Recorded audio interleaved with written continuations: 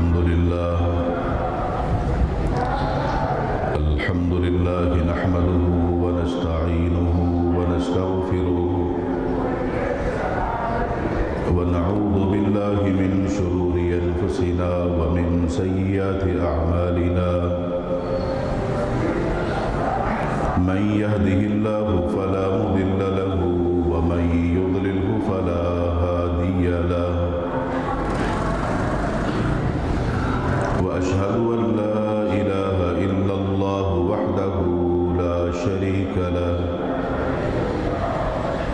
وأشهد أن محمدًا عبده ورسوله أما بعد فإن خير الحديث كتاب الله وخير الهدي هدي محمد صلى الله عليه وسلم وشر الأمور محدثاتها وكل محدثة بدعة وكل بدعة ضلالة وكل ضلالة في النار من يطع الله ورسوله فقد رشد واهتدى ومن يعص الله ورسوله فقد ضل وغوى اللهم صل على محمد وعلى آل محمد كما صليت على إبراهيم وعلى آل إبراهيم إنك حميد مجيد اللهم بارك على محمد وعلى آل محمد كما باركت على إبراهيم وعلى آل إبراهيم إنك حميد مجيد رب اشرح لي صدري ويسر لي أمري واحلل عقدة من لساني يفقه قولي رب زدني علما سبحانك لا علم لنا إلا ما علمتنا إنك أنت العليم الحكيم أعوذ بالله السميع العليم من الشيطان الرجيم من همزه ونفخه ونفثه بسم الله الرحمن الرحيم فبما رحمة من الله لنت لهم ولو كنت فظا غليظ القلب لانفضوا من حولك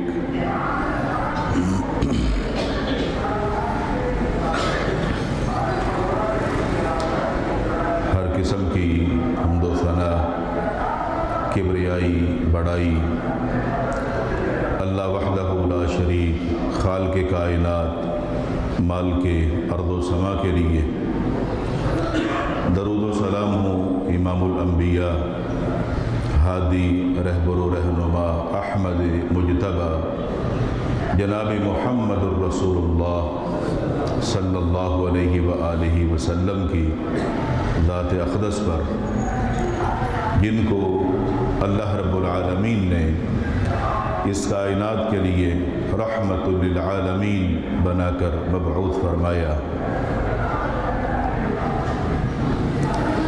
حضرات گرامی، ہر انسان کی کوشش دنیا اور آخرت کی کامیابی ہے۔ انسان اپنے طور پر بہت سارے ایسے کام کرتا ہے جن کو وہ اچھا سمجھتا ہے اور اس کی امید یہی ہوتی ہے کہ مجھے اس سے کامیابی ملے گی۔ جہاں تک تعلق ایک مومن بندے کا ہے، مومن کی نظر، اس کی نگاہ اس پر ہے جس کا وہ پیروکار ہے، جس کا وہ مطیع ہے، جس کا وہ فرمانبردار ہے، اور یقیناً ہر کلمہ پڑھنے والا محبت رکھتا ہے جناب محمد الرسول اللہ صلی اللہ علیہ وآلہ وسلم سے، اور انہی کا مطیع بننے کی کوشش کرتا ہے۔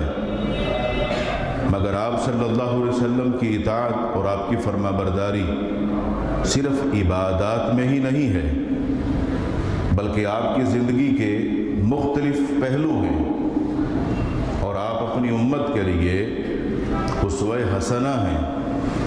اللہ نے آپ کو اپنی امت کے لیے بہترین اسوہ حسنہ قرار دیا،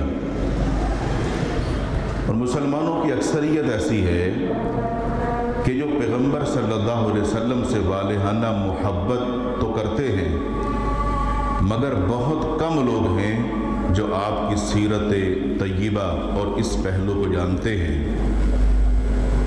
اگر معاشرے میں بات کی جائے اخلاق کی، سیرت کی، کردار کی، تو بہت سارے لوگوں نے اس کو بالکل فراموش کر دیا۔ سیرت طیبہ اللہ کے پیغمبر صلی اللہ علیہ وسلم کی زندگی مبارکہ کا انتہائی اہم پہلو ہے، انتہائی اہم حصہ ہے، اور اس پر بڑی بڑی کتابیں لکھی گئیں سیرت طیبہ کے عنوان پر، مگر شاید بہت کم لوگ ہوں گے جنہوں نے ان کتابوں کو پڑھا ہوگا۔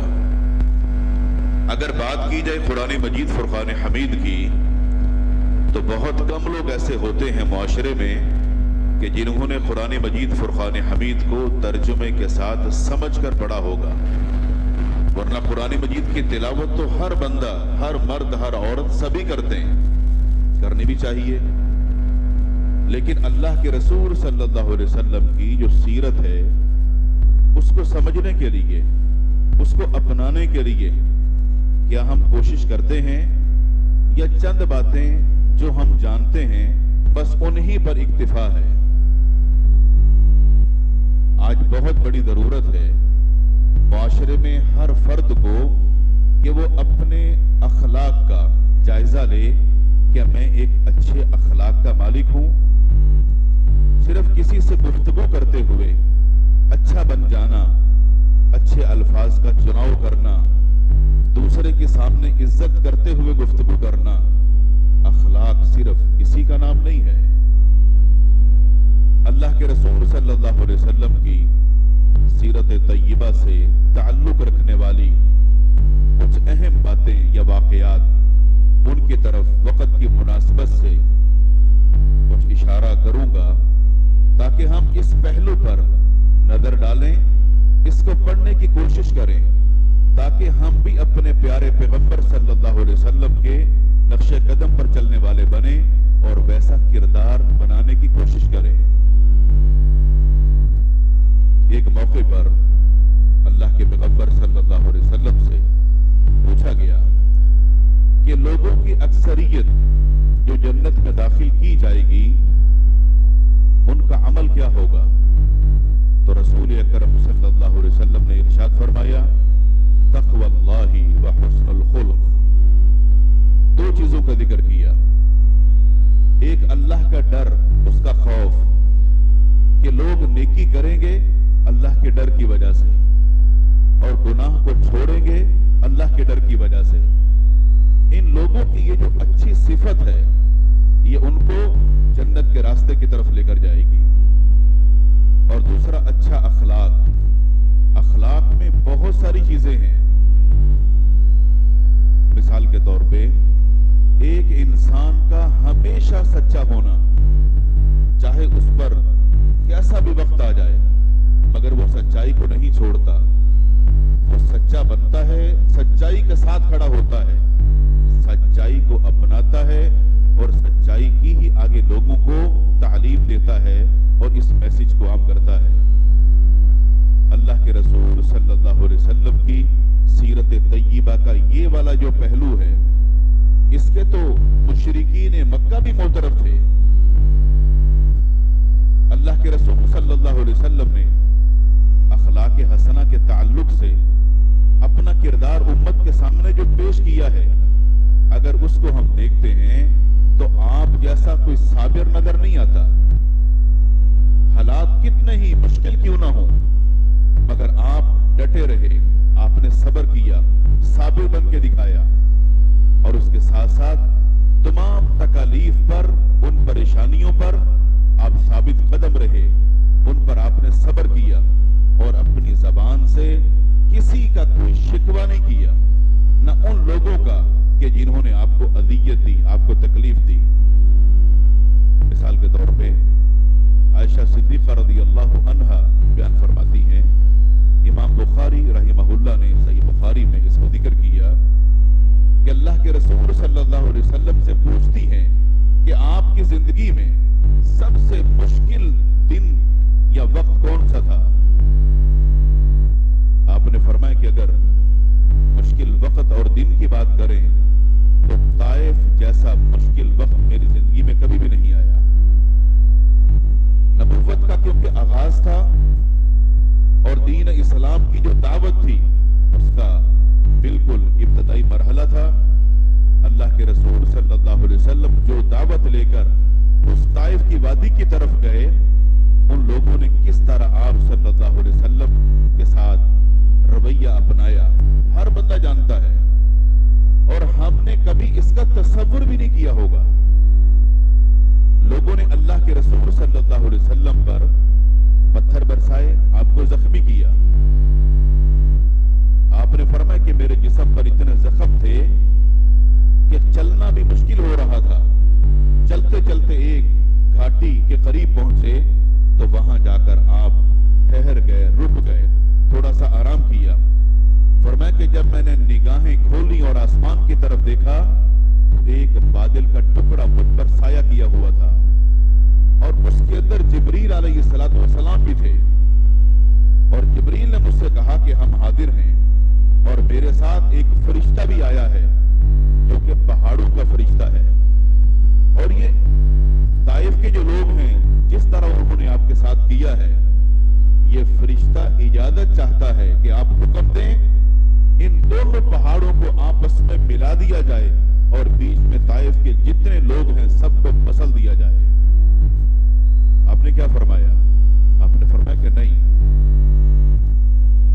یہ لوگ کیا جانے کہ اللہ کا جو پیغمبر ہے اس کا مقام و مرتبہ کیا ہوتا ہے. اگر یہ لوگ میری قدر نہیں کرتے ہیں یا میری دعوت کو قبول نہیں کرتے ہیں تو ان کی جو آنے والی نسلیں ہیں اللہ تعالیٰ ان سے ایسے لوگ پیدا کرے گا کہ جو میری بات کو، میری دعوت کو ماننے والے، سننے والے، قبول کرنے والے لوگ پیدا ہوں گے. اور پھر ایسا ہی ہوا. لیکن اس تکلیف دہ مرحلے میں اللہ کے رسول صلی اللہ علیہ وسلم نے ان لوگوں کے لیے کوئی بد دعا نہیں کی.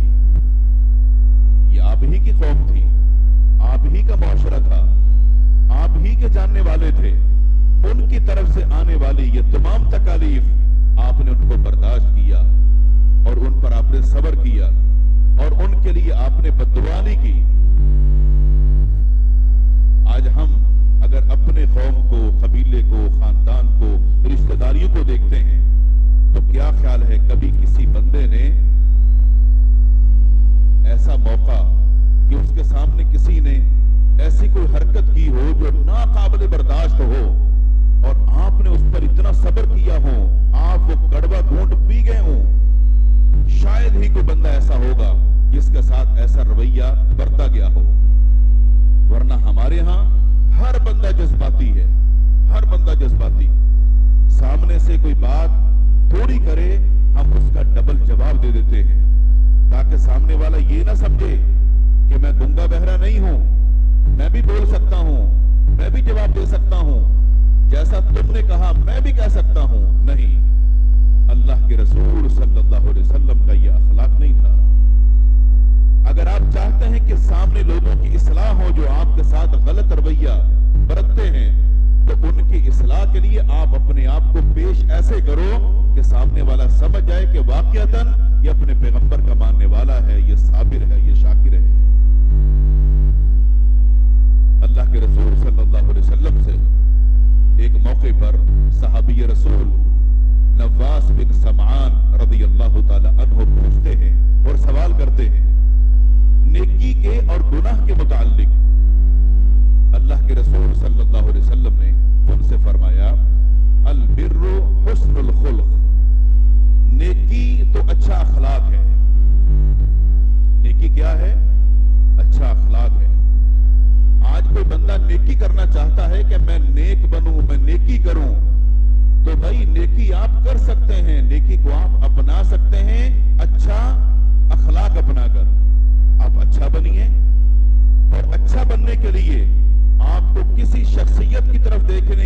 ضرورت نہیں، کیونکہ آپ کے پاس سب سے بہترین شخصیت محمد الرسول اللہ صلی اللہ علیہ وسلم موجود ہے، آپ کی سیرت طیبہ موجود ہے، اور آپ کی سیرت طیبہ کو پڑھ کر آپ ویسا بننے کی کوشش کریں، ویسا اخلاق اپنائیں، آپ بہترین انسان بن سکتے ہیں پیغمبر کے نقش قدم پر چل کر، کیونکہ آپ صلی اللہ علیہ وسلم کا ہی وہ راستہ ہے جس پر آپ کا مطیع چلے گا اور اس کو چلنا چاہیے۔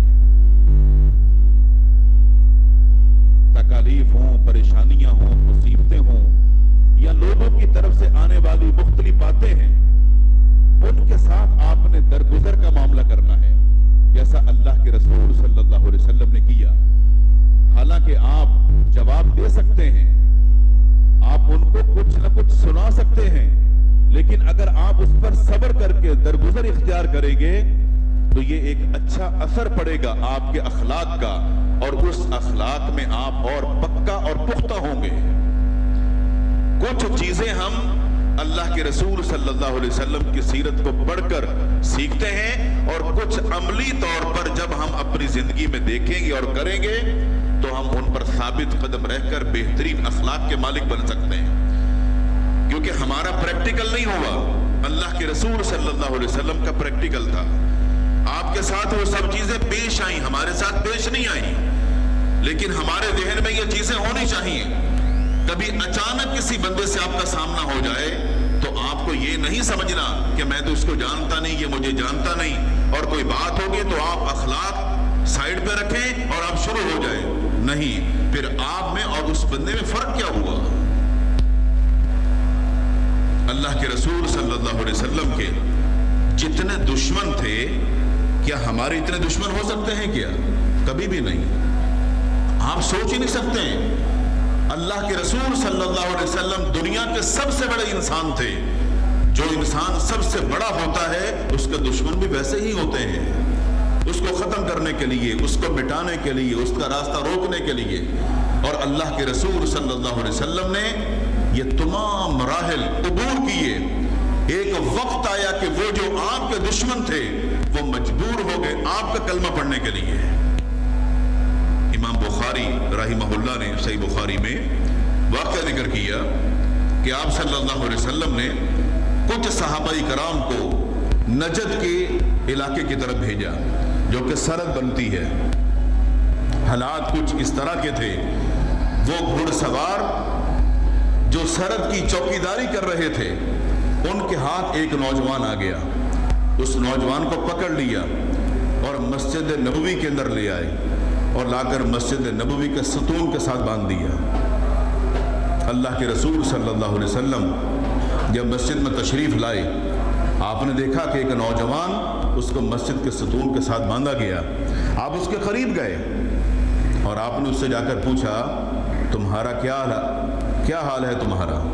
بڑے غصے میں تھا، آگے سے کہنے لگا، ان تقتل زاد من وان تنعم علی منعم، اگر تو قتل کرو گے تو قتل کا بدلہ قتل ہوگا، اور اگر احسان کرو گے تو احسان کا بدلہ احسان ہوگا۔ کیونکہ اس دور کے جو لوگ تھے، قبائل اور مختلف قوموں سے تعلق رکھنے والے بڑے بہادر لوگ ہوا کرتے تھے، جن کے ہاتھوں میں تلواریں ہوتی تھیں۔ ان کی بہادری کے کیا کہنے؟ اللہ کے رسول صلی اللہ علیہ وسلم نے زیادہ اس سے کوئی باتیں نہیں کی، اس کا رویہ دیکھا، اس کے چہرے کے اثرات دیکھے کہ شدید غصے میں ہے، اور غصے میں کیوں نہ ہو، وہ گزر رہا تھا اور لوگوں نے پکڑا اور لا کر مسجد کے اندر باندھ لیا۔ مگر یہ بات یاد رہے کہ یہ مسجد کے اندر باندھنے والے تھے کون؟ یہ صحابہ کرام رضوان اللہ علیہ مجمعین تھے۔ انہوں نے اس نوجوان کو کسی خیمے کے اندر نہیں باندھا، مسجد کے اندر لا کے باندھا۔ اس میں بھی ایک سبق اور نصیحت ہے، کیونکہ ان صحابہ کی تربیت کرنے والے کون ہیں؟ محمد الرسول اللہ صلی اللہ علیہ وسلم۔ یہ نوجوان مسجد میں ہے، قیدی ہے، بندھا ہوا ہے، لیکن یہ سب دیکھ رہا ہے کہ یہ مسلمان کیا کر رہے ہیں۔ اللہ کے رسول صلی اللہ علیہ وسلم کا مسجد میں آنا، نماز پڑھانا، صحابہ کے ساتھ بیٹھنا، دین کو بیان کرنا، ان کی اصلاح فرمانا، ان کی تربیت کرنا، دین کی وعد و نصیحت یہ نوجوان سب دیکھ رہا ہے۔ ایک دن گزر گیا، دوسرے دن آپ نے پوچھا تمہارا کیا حال ہے، اس کا وہی رویہ، اس کا وہی انداز۔ دوسرا دن گزرا، تیسرا دن آیا، پوچھا کیا حال ہے، اس کا وہی رویہ، وہی انداز، کوئی فرق نہیں، وہی سختی۔ آپ نے صحابہ کرام سے فرمایا اس کو کھول دو، اس کو چھوڑ دو۔ صحابہ نے اس کی رسیاں کھول دی، اس کو آزاد کر دیا۔ وہ خود بیان کرتا ہے کہ جب مجھے کھولا گیا تو میں مسجد سے باہر نکلا تو قریب ہی کوئی باغ تھا اور وہاں پر کوئی پانی کا چشمہ یا نالا تھا۔ میں وہاں پر گیا اور میں نے وہاں جا کر غسل کیا، اور میں نے دل میں یہ سوچ لیا تھا کہ یہ واقعتاً اللہ کے سچے رسول ہی ہیں۔ اور میں چل کر واپس آیا مسجد نبوی کے اندر اور میں نے کلمہ پڑھا اور اسلام قبول کر لیا، اور میں نے اللہ کے رسول صلی اللہ علیہ وسلم کے سامنے کہتا ہے اظہار کیا، اپنے دل کی بات آپ کو بتائی کہ کلمہ پڑھنے سے پہلے میں کیسا تھا۔ کہتا ہے میں نے کہا اللہ کی قسم روئے زمین پر مجھے آپ سے برا کوئی بھی نہیں لگتا تھا، جتنا غصہ مجھے آپ پر تھا کسی پر بھی نہیں تھا۔ کیوں؟ یہ غصہ کیوں تھا؟ یہ غصہ اس لیے تھا کہ اس نے لوگوں سے سنا تھا کہ یہ پیغمبر ایسا ہے، اس نے خود دیکھا نہیں تھا، اس نے لوگوں سے سنا تھا۔ آج بھی لوگ جب ہمارے متعلق سنتے ہیں تو واقعتاً ان کے بھی جذبات ایسے ہی ہوتے ہیں، مگر جب لوگ ہماری دعوت کو سنتے ہیں، ہم سے ملتے ہیں، تو ان کے تاثرات کچھ اور ہوتے ہیں، اس لیے کہ ہم اسی پیغمبر کے ماننے والے ہیں۔ اس نے کہا اللہ کی قسم اس وقت کلمہ پڑھنے کے بعد جتنی مجھے آپ سے محبت ہے کسی کے ساتھ بھی نہیں۔ انداز بدل گیا، دل کی کیفیت تبدیل ہو گئی، اس لیے کہ پیغمبر کو خود اپنی آنکھوں سے دیکھ لیا، اور یہ 3 دن کا جو مشاہدہ تھا مسجد نبوی کے اندر خود اپنی آنکھوں سے کیا۔ کس کا کردار ہے، کس کا اخلاق ہے؟ محمد الرسول اللہ صلی اللہ علیہ وسلم کا۔ آگے کیا کہتا ہے؟ کہتا ہے کہ مجھے جتنی نفرت آپ کے اس شہر مدینہ سے تھی مجھے کسی شہر سے اتنی نفرت نہیں تھی، مگر اب میں نے کیونکہ آپ کا کلمہ پڑھ لیا ہے، اللہ کی قسم جتنا اب میرے دل میں اس مدینے کا پیار ہوا ہے کسی شہر کا بھی نہیں۔ آگے کہتا ہے کہ جتنا مجھے آپ کی اس مسجد سے نفرت تھی اتنی کسی سے بھی نہیں تھی، اور آج میرے دل میں اس کا پیار پیدا ہو گیا۔ اللہ کے رسول صلی اللہ علیہ وسلم، یا اس نے یہ کہا کہ جتنی اسلام سے نفرت تھی اتنا اس سے پیار پیدا ہو گیا۔ اللہ کے رسول صلی اللہ علیہ وسلم اپنے آپ کو جب لوگوں کے سامنے ایک استاد بنا کے پیش کر رہے ہیں تو یہ مثال ہے اساتذہ کے لیے کہ لوگوں کے ساتھ پیش کیسے آنا ہے، لوگوں کے ساتھ آپ کا برتاؤ کیسا ہونا چاہیے، لوگوں کے ساتھ آپ کی بات چیت کیسی ہونی چاہیے۔ اور یہ نوجوان کون تھا؟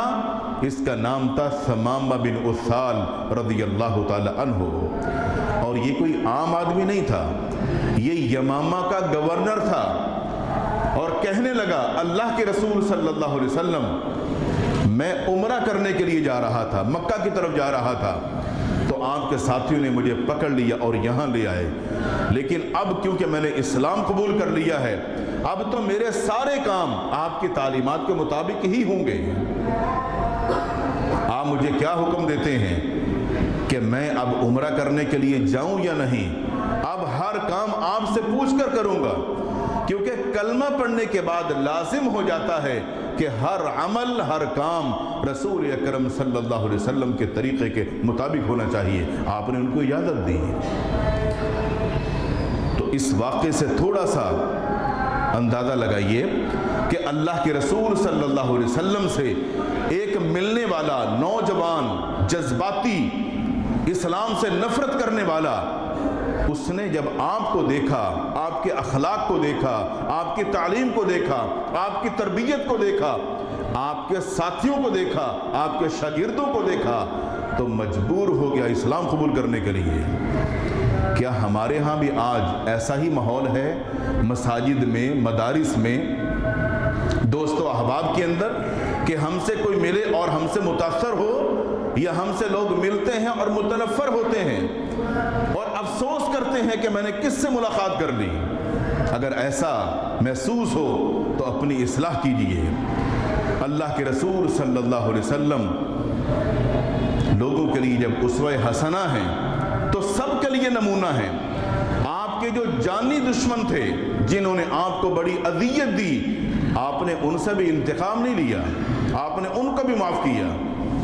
امام بخاری رحمہ اللہ نے ذکر کیا فتح خیبر کے موقع پر اللہ کے رسول صلی اللہ علیہ وسلم صحابہ کرام کے ساتھ تشریف فرما تھے۔ یہودیوں کی طرف سے آپ کے لیے ایک بھونی ہوئی بکری کا گوشت پیش کیا گیا۔ آپ کو بتایا گیا کہ یہودیوں نے بھیجا ہے۔ اللہ کے رسول صلی اللہ علیہ وسلم نے فرمایا ان سب کو بلا کر لاؤ۔ وہ بلا کے لائے اور آپ کے سامنے پیش ہو گئے۔ آپ نے فرمایا کہ میں تم سے کچھ باتیں پوچھتا ہوں، جھوٹ تو نہیں بولو گے؟ انہوں نے کہا نہیں، آپ پوچھئے۔ آپ نے فرمایا اچھا تم یہ بتاؤ کہ تمہارا باپ کون ہے؟ انہوں نے اس کا جواب غلط دیا۔ آپ نے فرمایا کہ تم لوگوں نے میرے ساتھ جھوٹ بولا ہے، تمہارا باپ فلاں نہیں بلکہ تمہارا باپ فلاں ہے۔ آپ نے پوچھا اچھا میں تم سے ایک اور بات پوچھتا ہوں، جواب دو گے؟ جی ہاں۔ سچ بولو گے؟ سچ بولیں گے۔ اچھا یہ بتاؤ دوزخی کون ہے، جہنمی کون ہے؟ انہوں نے کہا کہ ہم جہنم میں جائیں گے تھوڑے دنوں کے لیے، مگر ہمارے پیچھے پھر تم لوگ آؤ گے۔ اللہ کے رسول صلی اللہ علیہ وسلم نے فرمایا اللہ کی قسم ہم لوگ جہنم میں نہیں جائیں گے بلکہ تم لوگ جاؤ گے، اس لیے کہ جو اللہ کا پیغام ہماری طرف آیا ہے ہم تو اسی کو اسی طرح ماننے والے ہیں، مگر تم نے اس پیغام کو ٹھکرا دیا ہے۔ اور آپ نے فرمایا ایک اور بات پوچھتا ہوں، یہ تم نے جو میرے لیے بکری کا گوشت بھیجا ہے بھنا ہوا، اس میں تم نے زہر ملائی ہے؟ انہوں نے کہا کہ ہاں بالکل ہم نے اس میں زہر ملائی ہے۔ اور وہ یہ بات کہہ چکے تھے کہ ہم اگر آپ سے جھوٹ بولیں گے تو جو آپ کو بتلانے والا ہے وہ آپ کو بتا دے گا، یعنی اللہ تعالیٰ جبریل کے ذریعے سے آپ کو اطلاع دے دے گا اگر ہم جھوٹ بولیں گے۔ اور آپ کو ہر چیز کی خبر اللہ تعالیٰ کی طرف سے دے دی گئی۔ اور جب یہ بات پتہ چل گئی کہ یہ گوشت جو میرے لیے میرے دسترخوان پر بھیجا گیا ہے بظاہر تو محبت کا اظہار ہے لیکن اس میں زہر ملائی گئی، تو اللہ کے رسول صلی اللہ علیہ وسلم سے کہنے لگے ہم نے یہ سوچا تھا اگر آپ سچے رسول ہوں گے تو یہ زہر بھی آپ کو نقصان نہیں دے گا، اور اگر ایسا نہ ہوا تو آپ بچ نہیں پائیں گے۔ مگر میرے پیارے پیغمبر صلی اللہ علیہ وسلم نے ان لوگوں کی اس بد اخلاقی کے باوجود بھی ان سے کوئی انتقام نہیں لیا۔ یہ سیرت کس کی ہے؟ یہ کردار کس کا ہے؟ ہمارے پیارے پیغمبر محمد الرسول اللہ صلی اللہ علیہ وسلم کا، جن کے ہم ماننے والے اور جن کے ہم کلمہ پڑھنے والے ہیں۔ کیا کوئی شخص اس انتہا تک صبر کر سکتا ہے کہ جب آپ کو اندازہ ہو کہ آپ کے ساتھ دوستی رکھنے والا، تعلق رکھنے والا، قربت اختیار کرنے والا وہ آپ کا جانی دشمن بھی ہو سکتا ہے، اور یہ راز فاش ہو جائیں تو کیا آپ کے اندر اتنی برداشت ہے، صبر ہے، طاقت اور قوت ہے کہ آپ اپنے آپ پر کنٹرول کر سکیں؟ اللہ کے رسول صلی اللہ علیہ وآلہ وسلم صحابہ اکرام کے ساتھ ایک جنگ سے واپس ہیں اور دوران سفر تھکاوٹ محسوس ہوئی۔ صحابہ اکرام سے فرمایا کہ یہاں پر پڑاؤ ڈالا جائے۔ صحابہ اکرام نے خیمے گاڑ دیے اور اللہ کے رسول صلی اللہ علیہ وسلم بھی ایک درخت کی طرف تشریف لے گئے جو غالباً کیکر کا درخت تھا۔ آپ اس کے نیچے آرام فرمانے کے لیے انتظام کرواتے ہیں، اور آپ صلی اللہ علیہ وسلم نے جو اپنی تلوار ہے وہ اس درخت کے ساتھ لٹکا دی، آرام فرمانے لگے۔ اچانک آپ کی آنکھ کھلی تو آپ نے کیا دیکھا کہ وہی آپ کی تلوار ایک شخص جو کہ اعرابی ہے، دیہاتی ہے، اس کے ہاتھ میں ہے، اور اللہ کے رسول صلی اللہ علیہ وسلم سے وہ پوچھتا ہے من یمنعک منی، اب بتائیے آپ کو मुझसे कौन बचाएगा?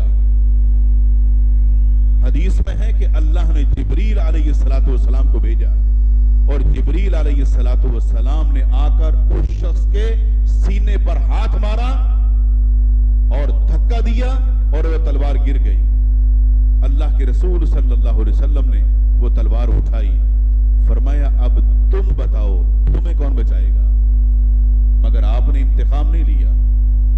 इतने में सहाबा इकराम रिदवानुल्लाहि अलैहिम मजमाइन बेदार हो गए, खैमों से निकल के जल्दी जल्दी अल्लाह के रसूल सल्लल्लाहु अलैहि वसल्लम के पास आए तो देखा कि वो जो देहाती था डरा हुआ सहमा हुआ बैठा है, मगर आपने इंतकाम नहीं लिया।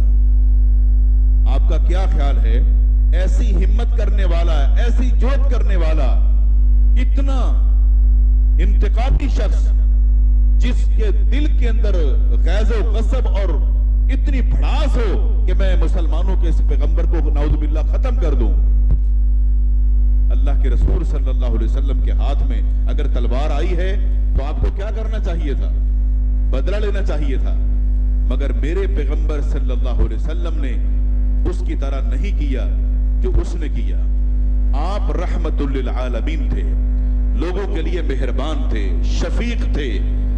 अगर हम अल्लाह के रसूल सल्लल्लाहु अलैहि वसल्लम को इस एतबार से मानते हैं कि आपने फरमाया इन्नमा बुइस्तु लिउतम्मिमा मकारिमल अखलाक, अल्लाह ताला ने तो मुझे भेजा ही इसलिए है कि मैं अखलाक की जो तालीम है इसकी तकमील करूं, अपनी उम्मत के लोगों को ये सबक अच्छी तरह याद करा दूं, इनको बतला दूं कि अखलाक होता क्या है। आपके अंदर ताकत और कुव्वत के बावजूद इतना सब्र हो कि कोई तसव्वुर भी न कर सके कि आप इतना बर्दाश्त कर सकते हैं। इतना सब्र करके फिर आप उसके समरात देखिए। आज दुनिया के अंदर जिसको सबसे ज्यादा देखा जाता है, पढ़ा जाता है और लोग इस नाम को जानते हैं, वो पूरी दुनिया के अंदर मुहम्मदुर रसूलुल्लाह सल्लल्लाहु अलैहि वसल्लम का नाम नामी इसमें ग्रामी है। मुसलमान तो मुसलमान, यहूद और नसारा भी जो उनकी अपनी किताबें हैं उससे हटकर इस पर तहकीक कर रहे हैं कि 1400 साल पहले जिसको भेजा गया था उसकी तालीम क्या थी, और लोग धड़ाधड़ इस्लाम कबूल कर रहे हैं। लेकिन यह बात याद रहे, जो पैदा ही मुसलमान हुए हैं उनके अखलाक बहुत अच्छे होने चाहिए थे, बहुत अच्छे होने चाहिए थे। आज जब हम कारोबारी लेवल में देखते हैं, बहुत सारे गैर मुस्लिम मार्केटों के अंदर बैठे हैं, मुख्तलिफ उनके मज़ाहिब हैं, लेकिन आप उनकी दुकान पे जाएं, आप उनका अखलाक देखिए। आपसे बात करेंगे आप कहकर, आपसे मुखातब होंगे आप कहकर। हालांकि ये अल्फाज हमारे पास होने चाहिए थे, हम एक दूसरे से बात इस अंदाज में करें। लेकिन अफसोस होता है अहबाब को देखकर कि यकीन जानिए कई सारी मसाजिद के अंदर ऐसी शख्सियात मौजूद होती हैं कि जिनको देखकर इंसान ये कहता है कि यार ये इससे बढ़कर अल्लाह वाला कौन होगा। इतना नेक, मुत्तकी, परहेजगार, पहली सफ का नमाजी, लेकिन आप थोड़ी सी बात करके देखें, आपने कभी इतना बदअखलाक बंदा ही नहीं देखा होगा। आप क्या समझते हैं कि नमाजों की पाबंदी हो गई, माथे पे मेहराब बन गया और पहली सफ की पाबंदी हो गई तो आप बिल्कुल 100% सही जा रहे हैं? भाई ये हुकूकुल्लाह है, ये जो इबादत हैं, ये आपकी नमाज की पाबंदी है, ये सब कुछ ये हुकूकुल्लाह है। अखलाक लोगों के साथ जब आपका बर्ताव होगा तो पता चलेगा आपका अखलाक कैसा है। और अखलाक के अंदर आप जीरो पे खड़े हुए, आपका अखलाक बिल्कुल जीरो। आपसे कोई बात करे तो आप उससे लड़ते हैं, झगड़ते हैं, बदअखलाकी करें, बदतमीजी करें, गाली गलौज करें, तो कहां गई आपकी लिल्लाहियत? अल्लाह के रसूल सल्लल्लाहु अलैहि वसल्लम से जब पूछा गया कि जन्नत में ज्यादातर लोग किस अमल की वजह से जाएंगे, तो क्या फरमाया? तक़वल्लाह, अल्लाह के डर की वजह से, व हुस्नुल खुल्क, और अच्छे अखलाक की वजह से। तो आपके पास अगर अल्लाह का डर है कि आप नमाजी तो बड़े पक्के हैं मगर हुस्नुल खुल्क तो है ही नहीं, तो एक चीज में आप आगे हैं और दूसरी में आप पीछे हैं, तवाज़ुन तो आपने बरकरार रखा ही नहीं। आपका रवैया, आपका अंदाज لوگوں کے ساتھ میل جول اتنا اچھا ہونا چاہیے کہ لوگ آپ کے اخلاق کو دیکھ کر اپنے اخلاق کی درستگی کریں، آپ کو دیکھ کر اپنے انداز کی درستگی کریں۔ اور تقریباً گھروں کے اندر بھی یہی صورتحال، لوگوں کے اندر گھروں کے ماحول کے اعتبار سے یہ کوتاہی بڑی عام پائی جاتی ہے۔ بڑے بڑے دیندار گھرانے، لیکن گھروں کا ماحول گالی گلوچ توں تڑاک ادھر ادھر کی باتیں کہ لگتا ہی نہیں کہ یہ بندہ کوئی دین کو بھی جانتا ہے، یعنی ہمارا ظاہر کچھ ہے اور ہمارا باطن کچھ ہے۔ اللہ کے رسول صلی اللہ علیہ وسلم کی یہ تعلیم نہیں تھی۔ آپ کا گھر کا ماحول، گھر والے، ان کے ساتھ بھی آپ کو ایسے ہی پیش آنا ہے جیسے اللہ کے رسول صلی اللہ علیہ وسلم نے اپنے گھر والوں کے ساتھ برتاؤ رکھا۔ اور آپ تو مثال تھے۔ انس بن مالک رضی اللہ تعالی عنہ بیان فرماتے ہیں کہ کئی دفعہ ایسا ہوا کہ آپ صلی اللہ علیہ وسلم نے مجھے کام کے لیے بھیجا، میں چھوٹا بچہ تھا، وہاں سے تو نکلا کہ آپ نے مجھے یہ کام کہا، لیکن راستے میں دیکھا بچے کھیل رہے ہیں اور میں بھی کھیل میں مصروف ہو گیا۔ مجھے تب پتا چلا جب آپ میرے پیچھے آئے، انتظار کر کر کے پیچھے آئے اور آ کر کندھے پہ ہاتھ رکھا، تو مجھے یاد آیا کہ آپ نے تو مجھے کام سے بھیجا تھا، مگر آپ نے تب بھی مجھے ڈانٹا نہیں۔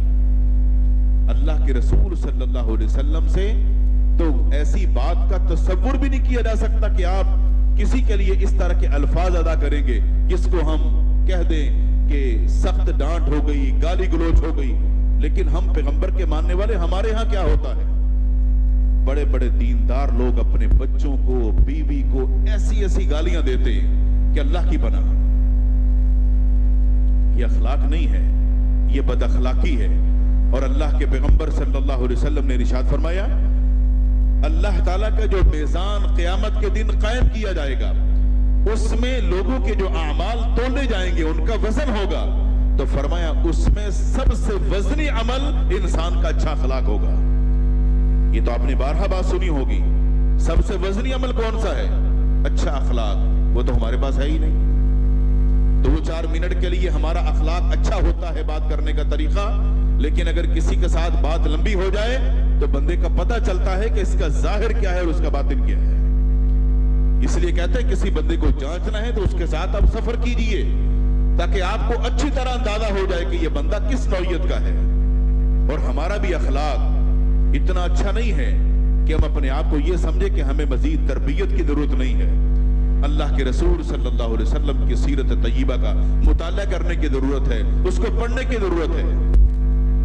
انس بن مالک رضی اللہ تعالی عنہ بیان فرماتے ہیں کہ میں اللہ کے رسول صلی اللہ علیہ وسلم کے ساتھ جا رہا تھا اور آپ نے اپنے اوپر چادر اوڑھی ہوئی تھی۔ ایک شخص پیچھے سے آیا اور پیچھے سے آ کر اس نے چادر کو ایک دم یوں کھینچا۔ کہتے ہیں میں نے دیکھا کہ اس چادر کے کھینچنے سے نشان اللہ کے رسول صلی اللہ علیہ وسلم کی گردن مبارک پر پڑ گئے، یہ سرخ سرخ نشان نظر آ جاتے ہیں۔ مگر اللہ کے رسول صلی اللہ علیہ وسلم نے جب پیچھے پلٹ کے دیکھا اس شخص کی طرف تو آپ کے چہرے پر مسکراہٹ تھی، اور اس نے کیا کہا؟ اس نے کہا لوگوں کو مال دے رہے ہو، مجھے بھی کچھ دو۔ آپ نے صحابہ کرام سے فرمایا اس کو بھی کچھ دے دو۔ آپ کا کیا خیال ہے؟ ہم تو جا رہے ہوں، اگر کسی کا کندھا بھی لگ جائے تو ہم بھی اس کو مڑ کر غصے سے دیکھتے ہیں، اور اگر کسی کے ساتھ ایسی ویسی بات ہو جائے تو اپنے دل کے اندر وہ نفرت بٹھا کے رکھتے ہیں کہ ہاں وقت آئے گا میں تجھے دیکھ لوں گا۔ ہمیشہ ذہن کے اندر انتقام ہونا کیا چاہیے؟ محبت کا اظہار، دوسرے کے لیے رحم دلی، دوسرے کے لیے شفقت، دوسرے کے لیے ہمدردی۔ اور آپ کے ساتھ اگر کوئی قطع رحمی بھی کرتا ہے تو آپ اچھا کردار نبھا کر اس کو صلہ رحمی میں تبدیل کرنے کی کوشش کیجیے کہ نہیں میرا بھائی ہے، میرا رشتہ دار ہے، ہو سکتا غصے میں ہو سکتا کسی پریشانی میں ہو، شاید ہو سکتا اس کو کسی نے میرے متعلق غلط بتایا ہو، مگر آپ اگر کوشش کریں گے تو وہ غصے اور ناراضگیاں ختم کر کے ان کی جگہ محبت پیدا کر سکتے ہیں۔ آج معاشرے میں اس کی بڑی ضرورت ہے، اور اگر آپ کے سامنے کوئی بندہ غلطی کر رہا ہے اس کے ساتھ بھی شفقت کے ساتھ پیش آئیے۔ اللہ کے رسول صلی اللہ علیہ وسلم کے دور نبوت میں ایک واقعہ بڑا عجیب پیش آیا۔ آپ صلی اللہ علیہ وسلم اور صحابہ کرام مسجد کے اندر تشریف فرما تھے۔ ایک دیہاتی آدمی اپنے اونٹ پر سوار ہو کر آ رہا تھا۔ جیسے ہی مسجد کے قریب پہنچا تو اونٹ کو چھوڑ دیا۔ مسجد نبوی کیونکہ کچی تھی اور وہ مسجد کے ایک کونے کی طرف لپکا اور وہاں بیٹھ کر پیشاب کرنے لگا۔ جیسے کسی کو خالی کونا کو نظر آ گیا اور برداشت نہیں کر سکا، وہی بار کے پیشاب کرنے لگا۔ تو صحابہ کرام کی نظر پڑی تو اس کی طرف دوڑے، او بھائی اللہ کے بندے یہ مسجد ہے، یہ مسجد ہے۔ اللہ کے رسول صلی اللہ علیہ وسلم نے دیکھ لیا اور سن لیا۔ آپ نے کیا فرمایا؟ آپ نے فرمایا اس کو چھوڑ دو، اس کو چھوڑ دو۔ وہ کیا کر رہا تھا؟ وہ پیشاب کرنے لگا تھا مسجد کے کونے میں۔ فرمایا اس کو چھوڑ دو۔ صحابہ پیچھے ہٹ گئے۔ وہ پیشاب کر کے فارغ ہوا۔ آپ نے صحابہ کرام سے فرمایا پانی کے ڈول بھرو اور جہاں اس نے پیشاب کیا وہاں پر پانی بہا دو۔ اللہ کے رسول صلی اللہ علیہ وسلم نے اس دیہاتی آدمی کو اپنے پاس بلایا، اس کو سمجھایا۔ آپ نے فرمایا اللہ کے بندے یہ اللہ کا گھر ہے، یہ اللہ کا گھر ہے، یہاں عبادت کرتے ہیں، نماز پڑھتے ہیں، قرآن پڑھتے ہیں، یہاں پیشاب نہیں کرتے۔ دیہاتی آدمی تھا۔ اللہ کے رسول صلی اللہ علیہ وسلم سے بہتر انداز کس کا ہو سکتا ہے؟ اس نے آپ کی باتیں سنی، اس کو کیا سمجھ آئی؟ وہ بیٹھ کر دعا کرنے لگا، اللہ مجھ پر رحم کر اور ان محمد صلی اللہ علیہ وسلم پر رحم کر اور کسی پر رحم نہ کرنا۔ یعنی وہ جو صحابہ کرام تھے جنہوں نے روکا تھا کہ بھئی یہ مسجد ہے یہاں پیشاب نہ کرنا، آپ اس کرا دیے۔ فرمایا اللہ کے بندے اللہ کی رحمت تو بڑی وسیع ہے۔ اس واقعے سے ہمیں کیا سبق ملتا ہے؟ اگر ہماری مساجد میں ایسا سیدھا سادہ بندہ بھی کوئی آ جائے، اگر اس سے بھی کوئی غلطی ہو رہی ہو، بیچارے کو پتہ نہ ہو، تو اس پہ چڑھائی نہ کرو۔ ایسا وہ کب کرے گا؟ جب اس کو پتہ ہی نہیں ہے تبھی کرے گا نا۔ جس کو ہر چیز کا پتہ ہے تو وہ کبھی بھی ایسا نہیں کرے گا۔ اگر آپ کو پتہ ہے تو آپ کو احساس کرنا چاہیے کہ اس کو پتہ نہیں ہے، میں اس کو کیسے سمجھاؤں؟ ڈانٹ کر نہیں، بےعزتی کر کے نہیں، اس اچھے طریقے کے ساتھ جیسے آپ چاہتے ہیں کہ اگر مجھ سے کوئی کمی کوتاہی ہو جائے تو مجھے آپ کیسے سمجھائیں گے، مجھ سے کیسے بات کریں گے۔ جیسے آپ اپنے لیے پسند کرتے ہیں ویسے اپنے دوسرے بھائی کے لیے پسند کیجیے تاکہ اس کی اصلاح ہو سکے۔ ورنہ آج کے موجودہ معاشرے میں کسی پر تنقید کرنا اور کسی پر چڑھائی کرنا، کسی کی بےعزتی کر دینا، لوگ اس کو معمولی سمجھتے ہیں۔ ہر بندے کی عزت ہے اور ہر بندہ پسند کرتا ہے کہ اس کا احترام کیا جائے، لیکن اگر ہم چاہتے ہیں کہ ہمارا حلقہ احباب اور وسیع ہو تو اپنے اندر نرمی اور شفقت کو پیدا کیجیے، درگزر کرنا سیکھیے، دوسروں کی عزت کرنا سیکھیے۔ اور جو لوگ دین کو نہیں جانتے، دین کو چھوڑ کر رسم و رواج کے پیچھے ہیں، بدعات کے پیچھے ہیں، جب وہ آپ سے ملیں، اگر آپ کی ان سے بات ہو تو بھی تحمل سے بات کریں۔ ان کو جو سمجھ ہے وہ وہی بات کریں گے۔ ہر بندے کو آپ اپنے جیسا مت سمجھیے کہ جتنا دین کا مجھے پتا ہے اتنا سامنے والے کو بھی پتا ہوگا، ایسا نہیں ہے۔ اگر اس سے پہلے آپ کو دین کا نہیں پتا تھا تو آپ تھوڑا سا سوچئے کہ آپ کی باتیں کیسی تھی۔ جو بندہ جہالت کی زندگی گزارتا ہے اس کے پاس وہی کچھ ہے جو کچھ وہ جانتا ہے۔